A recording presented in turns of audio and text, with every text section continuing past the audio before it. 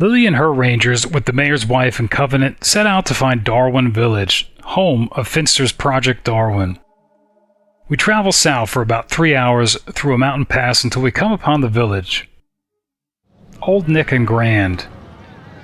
Hey, you scumbags. 2 base policemen at 42 feet.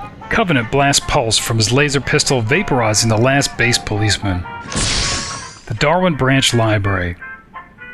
Hey, you scumbags. 3 bandits at 42 feet. Covenant blasts more pulse. Old Nick and Darwin. Dr. Jekyll's body shop. Patch him up.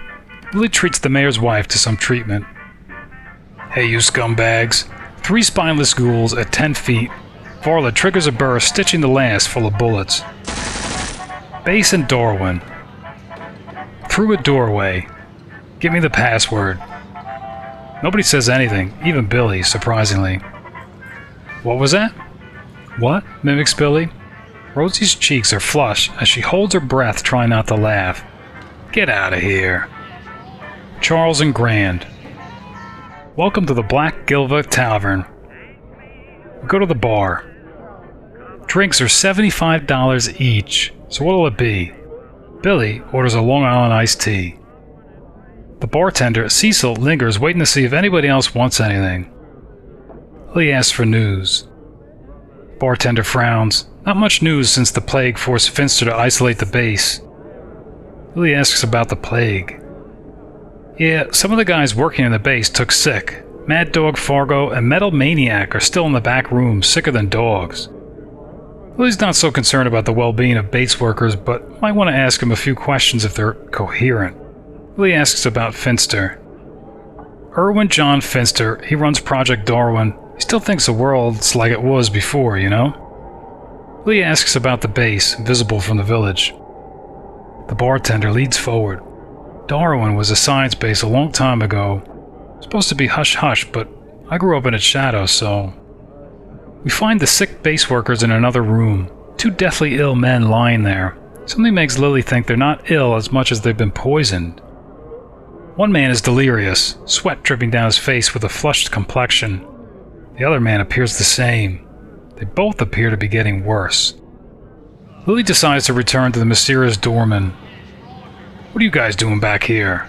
You better have the correct password this time. Lilly offers him cash. That's not it. I'll teach you not to try to break in here. 1 desert scum at 10 feet. Horny shakes it as Billy hammers him with the proton axe, spraying him into a fine red mist. It's a black market shop. Kevlar suits for Christina, the mayor's wife, and Covenant. Lilly decides to visit the base. A titanium door with a slot is in our way. Titanium doors in our way makes Lilly's job difficult. Luckily, Sec Pass 7 opens it. Sec Pass 7 opens a lot of doors. The mess hall is clean. Stay off the tables, Rosie. The kitchen has never been used. A set of steel sliding doors leads to an indoor park. We take the elevator to the upper level. Another titanium door that accepts Sec Pass 7. We enter Finster's office. He rises to greet us.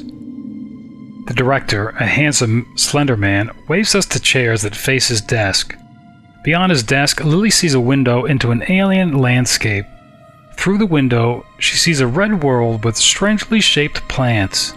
She sees animals slinking through the shadows and crawling across massive rock outcroppings. She shudders. It just doesn't feel right.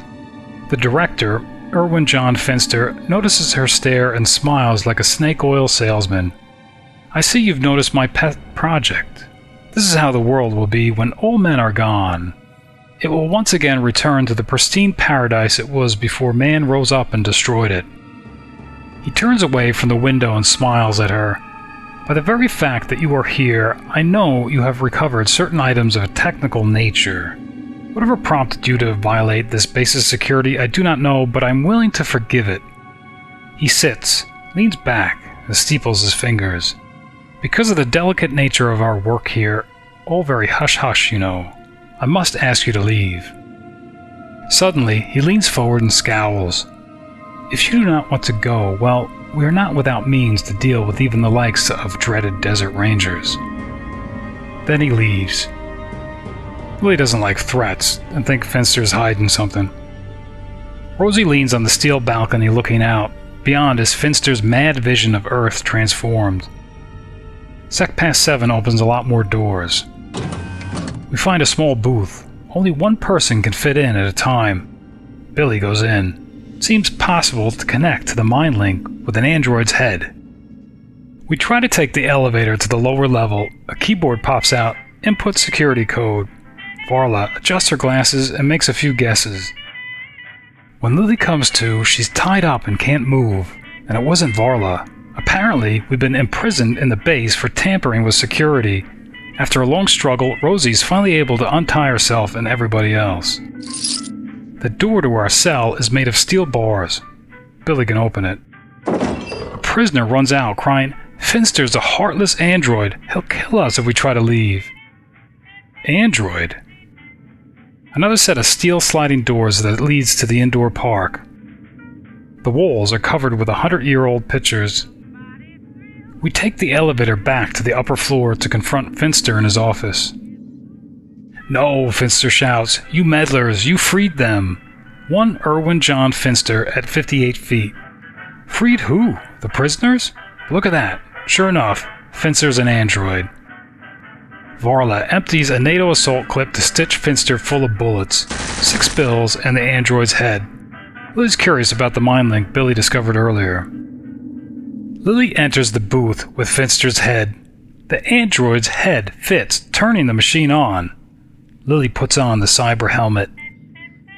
Varla thinks Lilly doesn't know enough about cyborgs to link with the android's brain yet.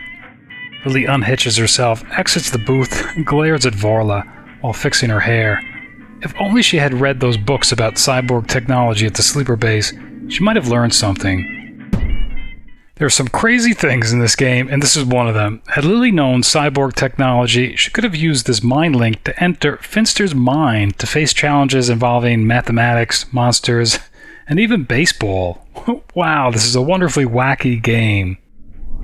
Lilly radios in. No promotion. Lilly decides we might have better luck commandeering supplies from the Guardian Citadel. She thinks we're ready. What's in Lilly's report so far? Finster, head of Project Darwin, was an android with a mad vision for the future of the Earth. But what secrets might actually be locked away in his android brain, we may never know. Instead, the Guardian Citadel and its lure of lost technology await.